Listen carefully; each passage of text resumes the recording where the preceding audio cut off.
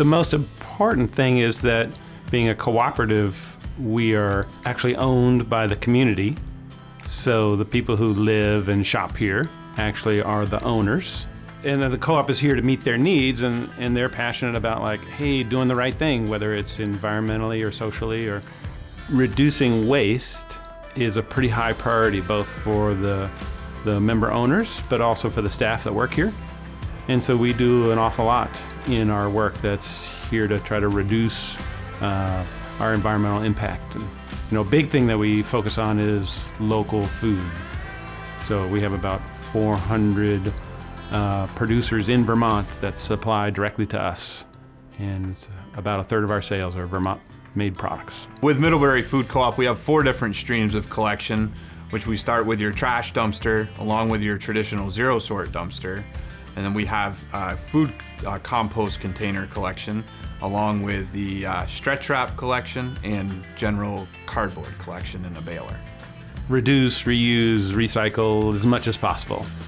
And so in reducing, I think people are motivated to try to not have so much extra packaging and stuff that ends up in the landfill. So a very high percentage of our customers, bring their own grocery bags. So we don't use very many of those brown grocery bags at the checkout. But beyond that, a lot of customers bring their own containers to fill up, whether they're in the produce department, their own produce bags, or filling up things at the bulk department where they can, fill up with nuts, and they bring all their own containers and spices and herbs and things like that. They're filling their own containers. And so we do a lot of that. And so the goal there is obviously to, reduce any of that excess packaging that might end up in the waste stream. I find the best relationships are the customers that want to be constantly involved with where we're at with coming up with ideas. And I found that in my relationship with Eric, as he was very much at the forefront of always making sure that we're staying on top of the discussion that we've had, whether it be stretch wrap, whether it be coming up with a bigger baler to better suit their needs, or whether it be just coming up with different style containers. And the partnership, even with the smaller locations, is imperative to make sure that we're always trying to find the next best thing that we can help them get to their goals. We're pretty much focused on like, okay, we don't want food waste to go into the landfill if possible. So ideally, the first choice is food goes to people, to feed people first. And so we have a strong relationship with our local food shelves, and most of our food that's edible will end up there. And then the second choice would be food that feeds animals. So anything that people can't eat, and there's a lot of food scraps coming out of the kitchen, the produce department. Those will end up in special bins where people can come and farmers pick up bags of scraps, and they're feeding pigs and chickens and things like that.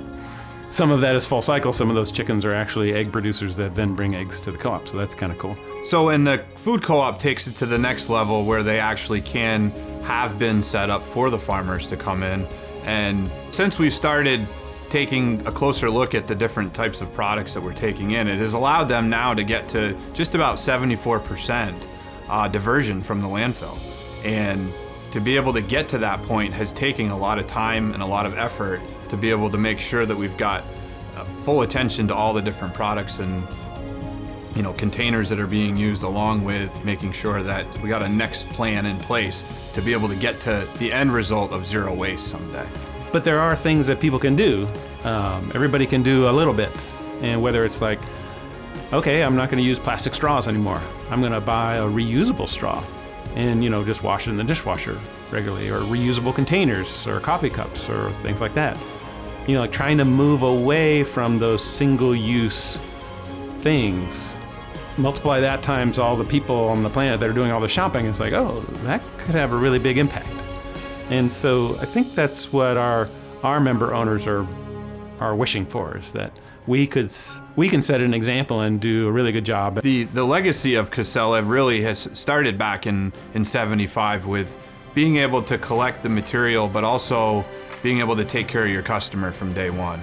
And having that ability to take care of them with solutions that make sense to both of us makes the day-to-day job and the partnership that much stronger. It was a big surprise to receive this award, and a big honor for the Middlebury Natural Foods Co-Op. We have a big priority in trying to reduce waste. It's been a really amazing partnership and relationship with them.